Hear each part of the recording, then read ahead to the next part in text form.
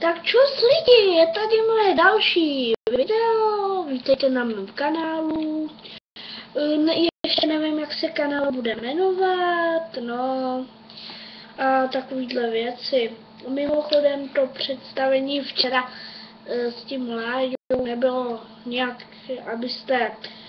abych vás ztratnil, no. Dneska bude zase super větší video, no. Ale já jsem si pro vás nic nepřipravil dneska. Jenom jsem si pro vás připravil to, že jakoby, co jsem vám chtěl včera říct. Chtěl jsem vám včera říct, teda dneska jsem vám to chtěl říct, o tom, že mám pro vás ještě připravenýho něco, jenomže pak jsem se to chtěl nechat na tohle video. Co to bylo? To se dozvíte na mých stránkách, teda to se dozvíte jak máte pod videem, jak tam já něco píšu, že jo, ale taky může, ne, počkej, hned pod videem, já nevím, jak to vysvětlit, ty vogo. Hned pod videem, jak tam mám, třeba prosím dejte like, děkuju, víte, co vymyslíte. No tak, ale to tam najdete čas, místo na můj kanál, na můj kon, no. Bude se konat můj kon, kde mě uvidíte, no. Bude to v Česku samozřejmě, abyste si mi nemysleli nějak, že to bude někde v háji tamhle. Bude to v Česku a to podrobnější najdete pod tím videem, jak jsem vám říkal, jak tam píšu. No, vy však víte. Jestli nebudete vidět, napište, nebojte se. No, další věc. Sakra, co jsem vás měl ještě připravenýho.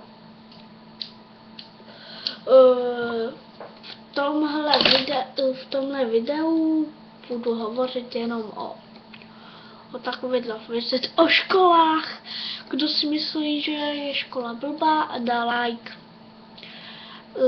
Dobře, takže. A proč je škola blbá? Já vám řeknu, proč je škola blbá. Škola je blbá, protože se tam musíte učit a já pak nemám čas na moje videa. A vy jste určitě taky napjatý na moje videa, vy co se na ně díváte. No a proto jsem se rozhodl někdy tu školu podpálit. Ne, kecám. Takže mimochodem, doporučuju vám, jak to říct, doporučuju vám video, jak měl skončit Harry Potter. A až to zkouknete, tak si tam napište na ten vyhledávač, jak měl skončit Pán prstenů, to je lepší, než jak měl skončit Harry Potter.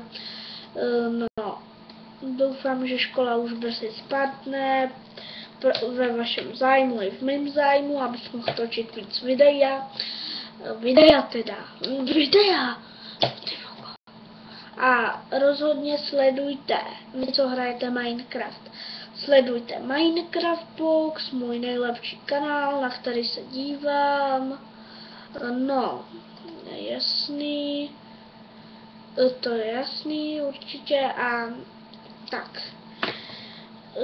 Jestli vás ještě něco trápí, svěřte mě a taky doporučuju Vlastík Plamínek, teda Jolanda Vlastík Plamínek Gangnam Style parodie. No, tak. To by bylo asi pro dnešní díl všechno, doufám, že se vám video líbilo. Jestli se vám líbilo, dejte like, jestli se vám nelíbilo, dejte dislike, že jo, to nevadí.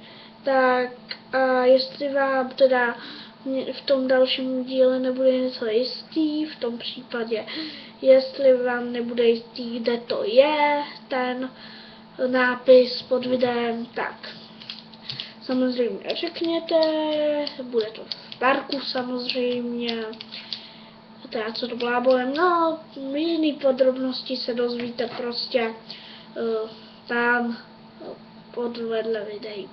Takže doufám, že se vám video líbilo a dejte like. Čau.